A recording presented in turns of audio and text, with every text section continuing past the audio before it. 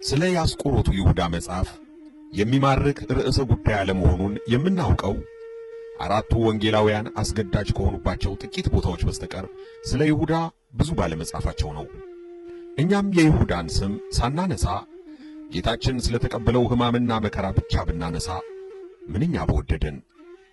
ነገር ግን ይሁዳ ራሱ ጌታችን ስለኛ ከታገሳቸው መከራዎች አንዱ ነው። ምክንያቱም የጌታችን ሕማምና ስቃዩ የሚጀምረው ከ12ቱ አንዱ አድርጎ የቆጠረው ይሁዳ አሳልፎ ሲሰጠው ነው።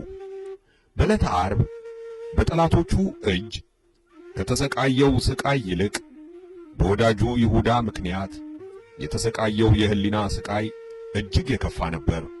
የታመንሁበት የሰላሜ ሰው እንጀራዬን የበላ በእኔ ላይ ተረከዙን አነሳ ተብሎ እንደተነገረው ከሐዋርያቱ ጋር አንድ አድርጎ የሾመው የከረጢቱን ገንዘብ እንዲይዝ የታመነበት ደቀ መዝሙሩ ሲከዳው ማየቱ የጌታችን መጀመሪያ ስቃዩ ነበር። ጌታችን ስለ ይሁዳ በመንፈሱ ታወከ ተብሎ ተጽፏል። ከዚህ በፊት በመንፈሱ የታወከው የሚወደው አልዓዛር በሞተበት ወቅት ነበር። ስለዚህ ጌታ በሥጋ ለሞተው ለሚወደው አልዓዛር በመንፈሱ ታውኮ እንዳለቀሰ ሁሉ አሳልፎ ለሰጠውና ራሱን በነፍስ ጭምር ለገደለው ለሚወደው ይሁዳም አልቅሶለት ነበር። በነቢዩ ዘካርያስ ሰውም ይህ በእጅህ መካከል ያለ ቁስል ምንድን ነው ይለዋል፣ እርሱም በወዳጆቼ ቤት የቆሰልሁት ቁስል ነው ይላል ተብሎ የተጻፈለት ክርስቶስ ቁስሉ የሚጀምረው ከወዳጆቹ በሐዋርያት ቤት ውስጥ ይሁዳ ባቆሰለው የሕሊና ቁስል ነው። ይሁዳ የሚለው ስም ከ12ቱ የእስራኤል ነገድ አባቶች የአንዱ ስም ነው። ስለ ልያ ደግሞም ጸነሰች፣ ወንድ ልጅንም ወለደች። በዚህም ጊዜ እግዚአብሔርን አመሰግናለሁ አለች። ስለዚህም ስሙን ይሁዳ ብላ ጠራቸው ተብሎ ተጽፏል።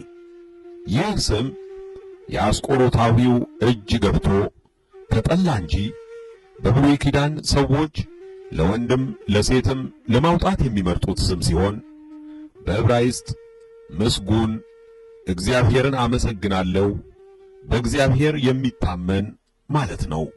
በሐዋርያት መካከል ይሁዳ የሚል መጠሪያ ስም ያላቸው ሁለት ደቀ መዛሙርት ናቸው። አንደኛው አብሮ በማደጉ የጌታ ወንድም ተብሎ የተጠራው ታዲዮስ ሲሆን ከአስቆሮቱ ክህደት በኋላ ይህ ስም ተወዳጅ ባለመሆኑ ወንጌላውያኑ እውነተኛውን ይሁዳ የአስቆሮቱ ያይደለ ይሁዳ ብለው የለዩት ሲሆን ራሱንም የያዕቆብ ወንድም ይሁዳ ብሎ ለይቷል። የአስቆሮቱ የሚለውን ቅጽል ትርጉም በተመለከተ የተለያዩ ማብራሪያዎች አሉ። የመጀመሪያውና በብዙዎች ዘንድ ተቀባይነት ያለው ሐሳብ ቄርያት ከምትባለው በእስራኤል ደቡብ ክፍል የምትገኝ የይሁዳ ነገድ ልጆች ከተማ የተገኘ መሆኑን የሚያሳይ ስያሜ እንደሆነ ነው። ይህ አጠራር ለይሁዳ ብቻ ሳይሆን ለአባቱ ለስምዖንም ጭምር የአስቆሮቱ የስምዖን ልጅ ተብሎ ጥቅም ላይ ሲውል መገኘቱ የከተማ ስም መሆኑን ለመረዳት ያስችላል። ሁለተኛው ትርጉም ደግሞ ጌታችን ያስተማረበት የአራማይክ ቋንቋ ሊቃውንት የሚሰጡት ማብራሪያ ነው። ሰቆር ማለት በአራማይክ ቋንቋ ቀይ ማለት ሲሆን ከግሪክ ድኅረ ቅጥያ ኦት ጋር ሲገጣጠም ባለቀዩ የሚል አገባብ ያለው ነው የሚል ነው። የዚህ ሐሳብ ደጋፊዎች የይሁዳ የጠጉሩ ቀለም ቀይ ነበር የሚል ትውፊታዊ ማብራሪያ የሚሰጡ ሲሆን ይህ ሐሳብ በጥንታውያን የባይዛንታይን ስዕላት ላይ ተጽዕኖውን አሳርፎ ይሁዳ ባለቀይ ቀለም ጠጉር ያለው ሆኖ እንዲሳል ምክንያት ሆኗል። አንዳንድ ጸሐፍት ደግሞ የአስቆሮቱ የሚለውን ስያሜ ገንዘብ ያዥ ብለው ተርጉመውታል። ይሁዳ በሁሉም ወንጌላት የሐዋርያት ዝርዝር ውስጥ የመጨረሻ ሐዋርያ ሆኖ ተጠቅሷል። ይህ የሆነውም ወንጌላቱ የተጻፉት ይሁዳ የሐዋርያነት አገልግሎቱን በፈቃዱ ከተወ በኋላ በመሆኑ ያለፈውን ሲጽፉ ባያስቀሩትም አንባቢ አውጥቶ ለመረዳት እንዳይቸገር ነበር። የአስቆሮቱ ከሚለው ሌላ አሳልፎ የሰጠው ይሁዳ ተብሎ ተደጋግሞ ተጠቅሷል።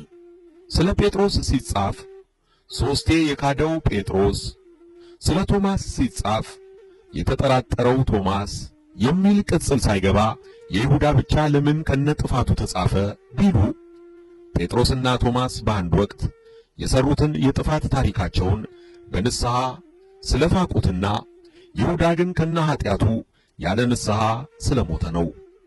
የይሁዳም ትልቁ ኃጢአቱ አሳልፎ መስጠቱ ሳይሆን ንስሐ ሳይገባ ራሱን መግደሉ ነው። ስለ አስቆሮቱ ይሁዳ በመጽሐፍ ቅዱስ የተጻፈው ታሪክ እጅግ ጥቂት ሲሆን ስለ ጥንተ ታሪኩም በዝርዝር የተመዘገበ ነገር በወንጌላቱ አይገኝም። ወንጌላቱ የሚጠቁሙት የአባቱ ስም ስምዖን እንደሚባልና የደቡብ እስራኤሏ ቄርያት ሰው መሆኑን ብቻ ነው። ከ12ቱ ሐዋርያት ውስጥ 11ዱ ከሰሜን ገሊላ የመጡ የገጠር ሰዎች ሲሆኑ ገሊላ ያልሆነውና ለኢየሩሳሌም የቀረበው ብቸኛ ከተሜ ሐዋርያ ይሁዳ ነበር። ይህም ይሁዳ ራሱን ከሌሎች ከፍ አድርጎ እንዲያይ ምክንያት ሆኖታል የሚሉም አሉ።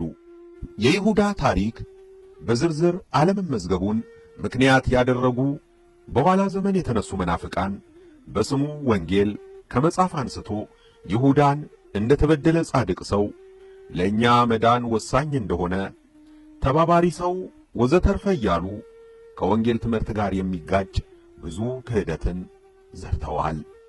ይሁዳ አሳልፎ ባይሰጠው ኖሮ ጌታ ሊሞት አይችልም ማለት በተዘዋዋሪ የመዳናችን ምክንያት ይሁዳ ነው ማለት እንዳይሆን መረዳት ይኖርብናል።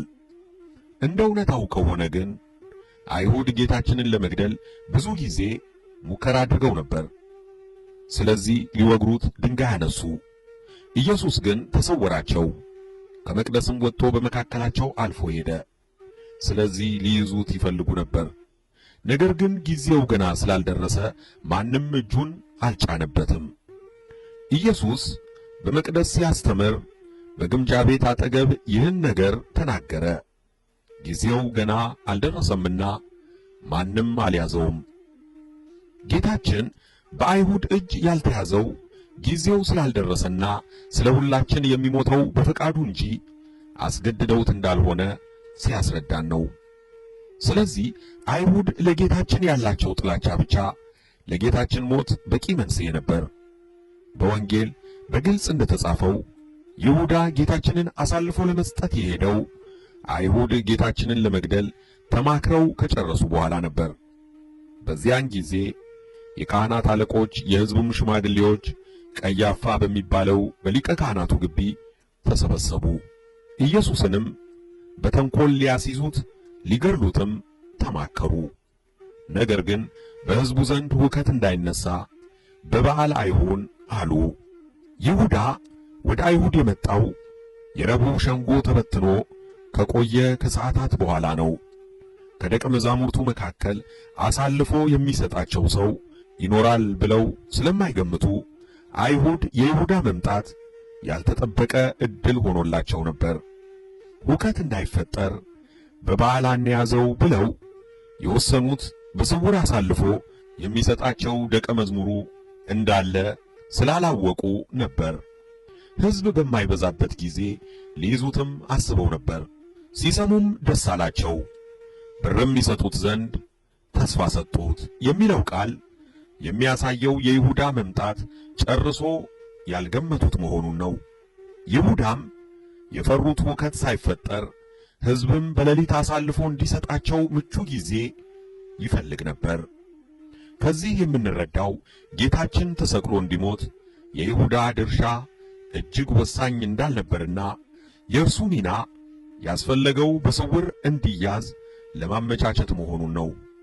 ይሁዳ ጌታ የሚያዝበትን ሂደት አፈጻጸሙን ያለ ችግር በማፋጠን ጌታ ብቻውን ሲሆን አይቶ በመንገር በጨለማ ለመለየት እንዲችሉ በመጠቆም ረዳቸው እንጂ ጌታን ለመግደልማ ሊቃነ ካህናቱ በግልም በማኅበርም ከወሰኑ ቆይተዋል። የማይስማሙት ማኅበራነ አይሁድ የተስማሙበትን የጌታ መስቀል ጉዳይ ይሁዳ ባይኖር አይፈጸምም ነበር ብሎ ማሰብ ከእውነታው እጅግ የራቀ ነው።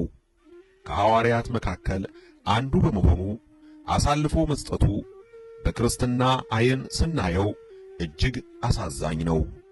በአይሁድ ዓይን ግን ይሁዳ ለጌታችን ሞት ያበረከተው አስተዋጽኦ የድል አጥቢያ አርበኛነት ሚና ብቻ ነው።